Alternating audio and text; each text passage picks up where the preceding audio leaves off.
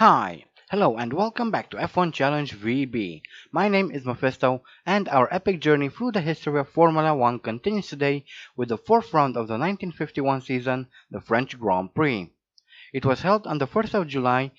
It had 25 entries, 23 of which took part in the race, and of those 23, 12 retired from the race, which consisted of 77 laps, and they were completed in 3 hours, 22 minutes, and 11 seconds. Fangio started the race from pole with Farina in second, Ascari third, Villoresi fourth, and Consalvo Sanesi fifth. The race win was split between Fagioli and Fangio, who drove the same car. Second was also split between two drivers, namely Gonzalez and Ascari, who crossed the line 58.2 seconds behind the leader. Villoresi finished the race in third, 3 laps behind. Parnell was fourth and 4 laps down. Finally, rounding up the top 5 was Farina, who was also 4 laps behind. And the fastest lap was a 2 minute 27.8 second lap, posted by Juan Manuel Fangio. So we're back in Reims for the French Grand Prix. The circuit is still the same, it's fast and it's dangerous, especially turn 7, which is situated just after a hill, which can launch you into the air if you come in too fast. So you need to be very careful and start braking before you reach the top of the hill. You also need to be very careful when approaching the final corner of the track, which is essentially a blind hairpin, making it very easy to overshoot. Other than that, the circuit is relatively easy to navigate. And here we are in qualifying, coming around to set our first timed lap, a 2:33.8, which is 11 seconds slower than Juan Manuel Fangio's pole time, so we need to try and somehow find a bit more speed. This really isn't going to help us in the long run, so hopefully we can do a bit better. Later on, we come around again to set, this time a 2:32.8, that's 1 second faster than the previous lap. Unfortunately, it's nowhere near fast enough, so we will have to make do with that. And here we are at the grid walk. We have Villoresi on pole, Consalvo Sanesi second, Juan Manuel Fangio third, Nino Farina is fourth, and rounding up the top 5 is Luigi Fagioli, an all Alfa Romeo grid there. Ascari is 6th, 7th is Piero Taruffi, Felice Bonetto 8th, Rudy Fischer 9th, and Gonzalez is 10th, followed by Louis Rosier in 11th, Cabantu 12th, Louis Chiron 13th, Peter Walker is 14th, Andy Higgs, our guy, is sitting right next to him in 15th, De Graaffe Reed 16th, André Pilet 17th, Robert Manzo 18th, André Simon 19th, and finally Johnny Claes is 20th. So that is the grid lineup for the start of this race. We're not looking very good. We're starting from 15th, although we started from worse positions than this. The flag is down and we're off, and I immediately get clipped by someone from behind. However, we break free and we move up into 14th almost immediately, chasing after this Talbot, Louis Rosier in the Talbot, and we pass him as well and move up into 13th. As we come into the first turn, we see some cars at the side of the track there. Slow down a bit, make sure not to hit any of those, that would have been disastrous. Peter Walker and Louis Rosier managed to overtake us, but I'm sure we can catch back up to them sooner or later as we come into turn 3 here, this very tight right-hander. Hopefully we can catch up soon to the guys who've just overtaken us. As we can see, yellow flags, and there is even more carnage around the track. Slow down as much as we can, down to below 50 kilometers per hour there. That was very close, almost crashed into those cars. That would have been very bad. But here is a replay of the start. We see some wheel spin from myself, so that was actually why I kind of lost control of the car at the start. But we gained a 1 position, 2 even, before we came into turn 1, but then we saw all this carnage that we can see here right now, so we decided to back down a bit. and that lost us a bit of space. And here is Alberto Ascari in the number 40 Ferrari coming around, loses control and crashes into the woods there, and decides that he had more than enough despite this being the first lap. Next is Toulouse de Graffarid in his red and white Maserati coming around, loses control and crashes into the rear of that Ferrari and loses his front right wheel. So that's the end of the race for him. Next we have André Simon in the Simca Gordini coming into turn 2. There was a Talbot on the track sideways there. He hit it and he lost his front right wheel. Next is his teammate in the other Simca, who also crashes into the Talbot Lago, then into that dangerous turn sign and loses both of his front wheels. So that's the end of Robert Manzon. And now we have Rudy Fischer in his Ferrari coming into the final corner a bit too fast, goes wide, hits the hay bales and loses his front left wheel. So those are the first retirement of the race, quite a few. So as we are coming around to start the second lap of the race, of this 27 lap French Grand Prix, due to all those retirements, we move up into 6th already. So we're doing very well, whilst the A is doing very poorly. And now we're coming into turn 7, chasing after Peter Walker, our teammate, who is slowly pulling a gap on us, amazingly enough. Cabantu is right behind us, and he's losing out to us, it seems. And we have a replay. We have Bonetto in the Alpha and Clays in the yellow Talbot. Bonetto clips the rear of the Talbot, and they both lose control of the car and drive straight into the woods there. Bonetto tries to start up the car, but it seems that it's in vain. They both retire from the race. As we now come into the final corner, we are still in 6th, still chasing after Peter Walker, who is now 12 seconds up in front of us, so we really need to try and catch up to him. Villoresi is also starting to catch up to us, which is very, very good.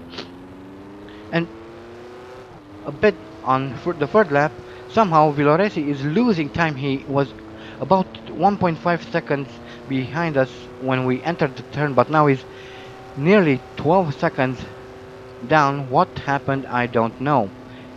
I hope there's a replay. Yes, there is. Here he is. He comes into turn 3, loses control of the car, crashes and loses his front right wheel. That's absolutely devastating for him, because he was actually catching up to us, and he probably would have overtaken us in a couple more corners. As we now come into turn 7, make sure we brake early and to avoid any crashes. And Peter Walker is continuing to build a gap, now 16 seconds ahead, and behind us is Cabantu. He was some 16 seconds, and now he's some 37 seconds. No, he isn't. He's overtaken by Louis Rosier. However, knowing this game, I'm pretty sure that there's been a crash somewhere. Quite a few retirements, and no, here is Cabantu. There's smoke coming from the rear of the car. That was quite useless, but here he is. Yes, indeed, there is a lot of smoke coming out of his Talbot Lago. So Cabantu's engine failed. This is the second race in this season we've seen this, so quite interesting. And we're still chasing after Peter Walker, who is now 31 seconds up the road. So we are really falling behind, as Louis Rosier is behind us, who is 52 seconds down on us.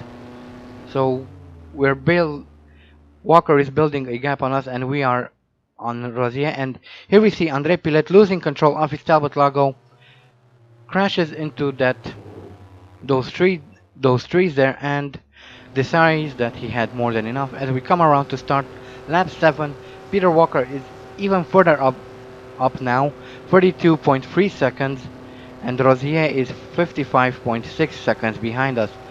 So again, Walker is building a gap on us, and we are building a gap on Rosier, who is suddenly out of the race here. I no longer see his time behind us, so that means that he's retired. And here is a replay. We see him in the Talbot logo coming around into this right-hander.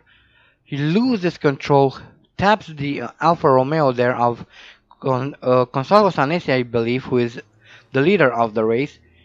He touches that Ferrari at the side of the race and decides that he had more than enough, as we see a couple of Alfa Romeos coming around to pass him. So it looks like there are only 6 cars left, me being the last of them, and still chasing after Peter Walker, and Gonzalo Sanesi is out of the race. The race leader has retired, which is absolutely interesting. And here he is in his Alfa Romeo coming around. He loses control of the car as he's coming into this hill, crashes into the hay bales and loses his front wheel and loses the lead of the race. Next we have Juan Manuel Fangio, who was leading after Gonzalo Sanesi's retirement.